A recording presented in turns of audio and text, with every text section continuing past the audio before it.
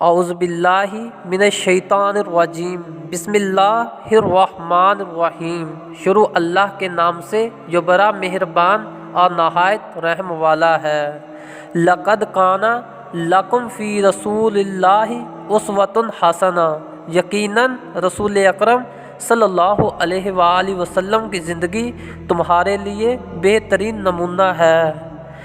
آج ہم ایک ایسا ہی حضور اکرم صلی اللہ علیہ وآلہ وسلم کی حیات طیبہ کا سچا واقعہ بیان کرنے جا رہے ہیں۔ جیسا کہ حضرت زید رضی اللہ تعالی عنہ وہ صحابی ہیں جن کا ذکر قرآن مجید کے صفحات پر رونق افروز ہے۔ آپ کے والدین حضور اکرم صلی اللہ علیہ وآلہ وسلم کے پاس آ کر یہ مطالبہ کرتے ہیں کہ یزید رضی اللہ تعالی عنہ چھوٹے بچے تھے جب آپ کی غلامی میں آئے، اب یہ جوانی میں قدم رکھ چکے ہیں، لہذا اسے واپس اپنے والدین کے حوالے کریں۔ حضور اکرم صلی اللہ علیہ وآلہ وسلم نے فرمایا کہ زید رضی اللہ تعالی عنہ اگر چاہیں تو آپ کے ساتھ اپنے گھر جا سکتے ہیں، میں انہیں آزاد کرتا ہوں۔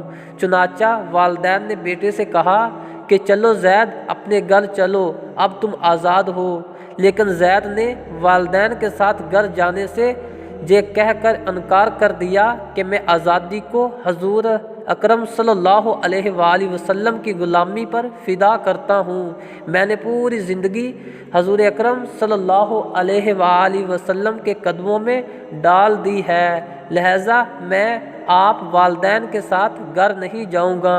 چنانچہ وہ خالی ہاتھ لوٹ گئے۔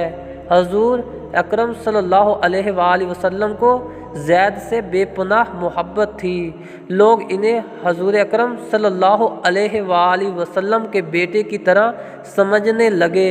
حضور اکرم صلی اللہ علیہ وآلہ وسلم نے اپنی پھوپھی زاد بہن حضرت زینب کا نکاح ان سے کر دیا تھا۔ جنگ موتا میں انہوں نے شرکت کی، خوب داد شجاعت دی۔ حضور اکرم صلی اللہ علیہ وآلہ وسلم بڑے فخر سے مزے لے کر فرما رہے ہیں کہ میرا بیٹا زید خوب لڑ رہا ہے۔ چند لمحوں بعد یہ جملہ جب نکلا کہ زید جنت میں جا چکے ہیں، یعنی کہ شہید ہو گئے ہیں، مجلس میں شریک تمام صحابہ کرام سکتے میں آ گئے۔